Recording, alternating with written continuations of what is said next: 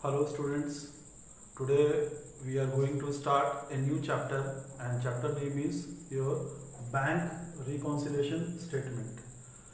So इससे पहले हम लोग ऑलरेडी कंप्लीट कर चुके हैं. We have already read about the cash book. Okay, so now the question comes BRS. BRS का मतलब क्या होता है? Bank reconciliation statement. ये होता क्या है? What do you mean by bank reconciliation statement? So as you can see from the board, BRS means bank reconciliation statement is the statement which is prepared to reconcile or to match the difference between bank balance as per cash book and bank statement, that is balance as per passbook. ठीक है, that means हम जब cash book बनाते थे तो मेरा जो cash balance जो आता था, we have to see the cash book bank column. हमको कौन सा कॉलम देखना पड़ेगा? Bank column of the cash book as well as your bank statement. Bank statement का मतलब क्या होता है? पासबुक. ठीक है, अब balance as per cash book as well as balance as per passbook, ये दोनों को रिकॉन्साइल कराने के लिए या ये दोनों का बैलेंस को मैच कराने के लिए जो हम स्टेटमेंट बनाते हैं, that statement is known as bank reconciliation statement. कहने का मतलब है at the end of the day we have to find the causes of differences between balance as per cash book as well as balance as per passbook. ठीक है, now here यहाँ पे आप दो चीज देख रहे हैं. ठीक है, when we are seeing the bank balance as per cash book. That means हमको क्या देखना है? हमको देखना है कैश बुक का कौन सा बैलेंस? Bank balance. ठीक है, जब हम कैश बुक बनाते थे double column cash book we have read, एक होता था कैश कॉलम और एक होता था bank column. So only in this chapter bank reconciliation statement what we have to see? We have to see the bank balance as per cash book. ठीक है, remember this cash book जो होता है cash book, it is prepared by whom? It is prepared by shopkeeper.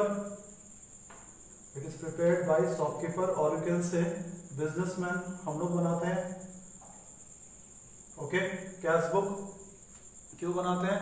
To find the balance as per your cash column as well as bank column. ठीक है, similarly passbook में जो भी entry होता है, पासबुक क्या होता है? जब कभी भी हम अकाउंट ओपन करते हैं बैंक से, okay, so banker what they do, they issue the passbook to their customers. So we are the customers, so we are getting passbook from where? From the bank. तो banker से हम लोग को passbook मिलता है. ठीक है, and passbook is kept bye whom? Passbook is kept by us, मतलब केप्ट बाय बिजनेसमैन. हम लोग उसको रखते हैं, बट एंट्री कौन करता है उसमें? मेंटेन्ड और एंटर्ड. उसमें एंट्री कौन करेगा? Entered by bank. तो पासबुक में जो भी एंट्री होता है वो एंट्री कौन करेगा? बैंक करेगा इसमें. और कैश बुक में जो भी एंट्री करेगा, whatever the entry which is to be made, ठीक है, एंट्री जो भी होगा एंट्री कौन करेगा? हम लोग करेंगे. Entry has been kept by us, मतलब बिजनेस पर्सन.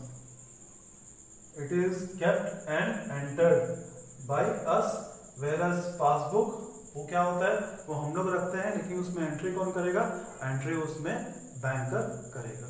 ठीक है, नाउ ये दोनों का डिफरेंस कैश बुक और पासबुक, अगर हम बोलते हैं for example balance as per cash book कितना है? 50,000. Say at the end of March, suppose March के एंड पे March 2020, that is we can say 31 मार्च 2020. ठीक है, अगर हम क्या मेंटेन कर रहे हैं? हम मेंटेन कर रहे हैं कैश बुक. ठीक है, और कैश बुक का बैलेंस दिखा रहा है सपोज कितना? 50,000. हमारे हिसाब से हम कैश बुक का बैलेंस, यहाँ पे बैलेंस कौन सा? कौन सा बैलेंस? योर बैंक बैलेंस कितना शो कर रहा है? 50,000. एंड सपोज बैंक में मेरा जो पासबुक है जो कि हम रख रहे हैं उसमें दिखा रहा है, बैलेंस दिखा रहा है, suppose balance as per passbook कितना है? 30,000 सपोज. तो यहाँ पे मिस्टेक किसका है? या तो हमारा मिस्टेक हो सकता है, ओके, किसमें? While preparing the cash book, okay, या मिस्टेक किसमें हो सकता है, पासबुक में हो सकता है। So at the end of the day we must know the reason of differences. यहाँ पे डिफरेंस कितना आ रहा है, 20,000 का डिफरेंस आ रहा है। अगर मेरा कैशबुक का डेबिट बैलेंस अगर दिखा रहा है 50,000, तो पासबुक का क्रेडिट बैलेंस कितना होना चाहिए, वो भी सेम 50,000 होना चाहिए। लेकिन अनफॉर्चुनेटली कितना शो कर रहा है, 30,000 at the end of the month. So यहाँ पे 20,000 का डिफरेंस आ रहा है। That means we are required to prepare your what? We are required to prepare the bank reconciliation statement. हम क्या करेंगे, हमको बैंक जाना पड़ेगा और बैंक से सारा ट्रांजेक्शन जो है उसका ट्रांजेक्शन का रिकॉर्ड लेके आना पड़ेगा। Then whatever the transaction which we have maintained in cash book, that record is to be kept. दोनों रिकॉर्ड्स को देख के फिर हम एक स्टेटमेंट बनाएंगे ताकि ये डिफरेंस क्या हो जाए, मैच कर जाए। दोनों का डिफरेंस क्या होगा, वो मैच कर जाए। So that is the reason to prepare the BRS. So it is prepared to reconcile or to match the difference between the balance as per cash book as per as your passbook. ठीक है, ये reason है हमारा। Now one thing is more, एक चीज ध्यान में रखिएगा कि cash book, so whenever we are maintaining your cash book, okay, so in case of cashbook में जब हम कैशबुक बनाते हैं, ठीक है, इन कैशबुक यहाँ पे कैशबुक में क्या होता है, एक होता है डेबिट। तो डेबिट का मतलब क्या होता है, रिसिप्ट। डेबिट का मतलब क्या होता है, रिसिप्ट। रिसिप्ट मतलब कैशबुक हमारा क्या हो जाता है, कैशबुक हमारा इंक्रीज हो जाता है। सिमिलरली क्रेडिट का मतलब क्या होता है, यहाँ पे कैशबुक में क्रेडिट का मतलब पेमेंट। पेमेंट मतलब हम लोग का कैशबुक क्या होता है, डिक्रीज कर जाता है। ठीक है, but now in case of passbook, passbook में क्या होता है, ये जस्ट ऑपोजिट है। पासबुक में आपका डेबिट का मतलब क्या होता है, विथड्रॉवल्स। विथड्रॉवल्स मतलब जब हम पैसा निकालते हैं बैंक से, ठीक है, मतलब हमारा बैंक बैलेंस क्या होता है, डेबिट हो जाता है। एंड क्रेडिट का मतलब क्या होता है, डिपॉजिट्स। मतलब जब हम बैंक में पैसा जमा करवाते हैं तो हमारा बैंक बैलेंस क्या होगा, जब हम बैंक बैलेंस बोलेंगे मतलब बैलेंस एज पर पासबुक, तो पासबुक क्या होगा, क्रेडिट होगा। ठीक है, तो यहाँ पे दिखाई दे रहा है हमको कि debit balance as per cashbook must equal to the credit balance as per passbook. क्योंकि कैशबुक में डेबिट का मतलब क्या होता है, रिसिप्ट है, और पासबुक में क्रेडिट का मतलब क्या होता है, डिपॉजिट्स। मतलब दोनों में इंक्रीज हो रहा है। मतलब जब प्रॉब्लम सॉल्व करेंगे तो debit balance as per cashbook must equal with the credit balance as per passbook.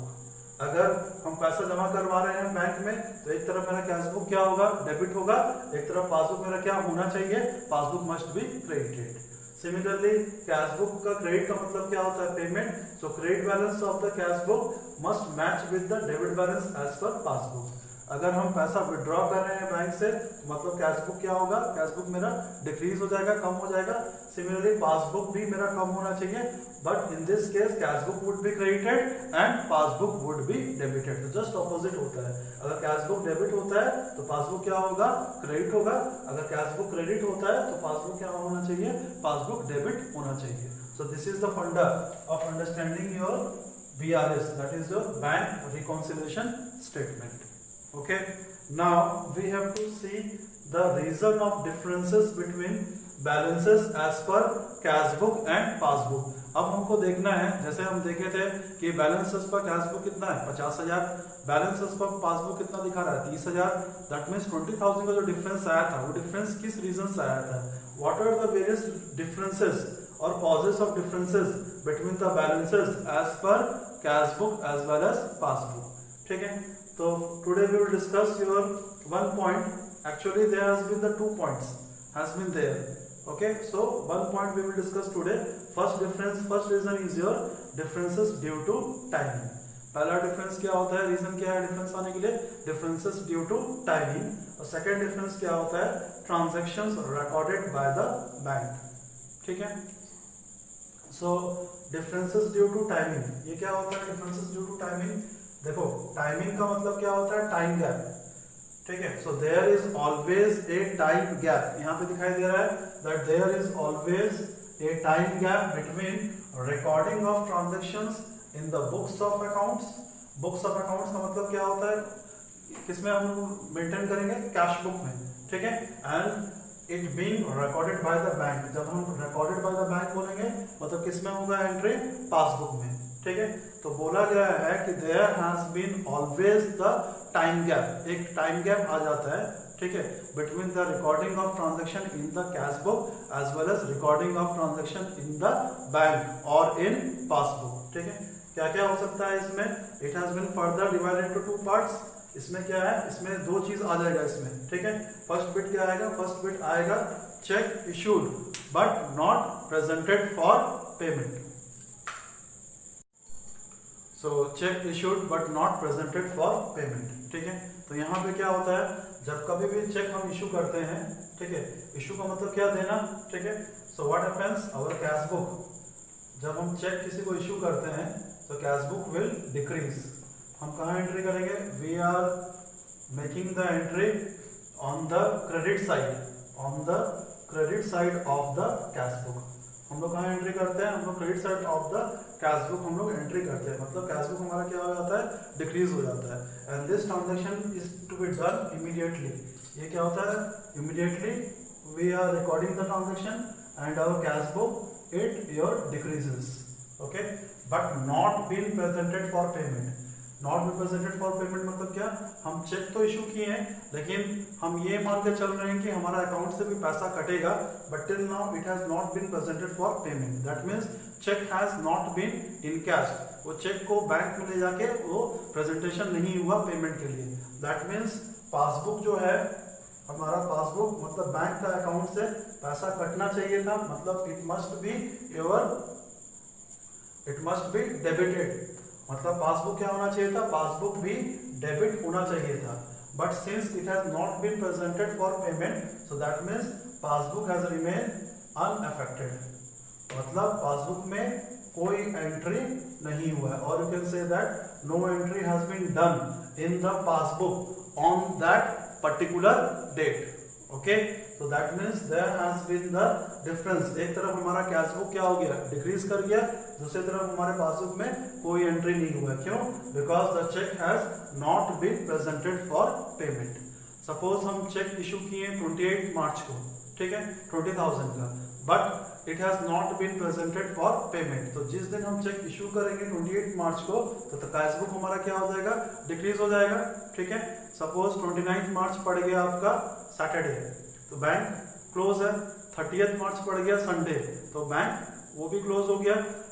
31 मार्च suppose it is the public holiday, suppose Holi है 31 मार्च में, तो भी बैंक क्या होगा, क्लोज होगा। तो हम तो कैश बुक में हम एंट्री कर दिए थे कब, 28 मार्च में, और सपोज अप्रैल 1 में एंट्री हुआ किसमें, पासबुक में। तो that means on the particular date on the month of March, so there has been the differences between your cash book as well as your passbook, ठीक है। नेक्स्ट ट्रांजैक्शन जो है, check deposited into bank but not yet cleared और credited by bank. सो जब कभी भी हम check जमा करवाते हैं बैंक में, क्या होता है हमारा कैश बुक हमारा, हम लोग कॉन्ट्रा एंट्री करते हैं, तो cash book has been increased. जब हम बैंक कॉलम की तरफ देखेंगे तो कैश बुक क्या होगा, इंक्रीज होगा। इंक्रीज मतलब क्या, cash book has been debited, okay, cash book क्या हो जाएगा, कैश बुक डेबिट हो जाता है, but not yet credited by bank. इसका मतलब क्या है, पासबुक भी हमारा क्या होना चाहिए, बढ़ना चाहिए, मतलब क्रेडिट होना चाहिए। But what happens, it takes some time. In case of local cheque it takes 2 to 3 days for the clearance of the check.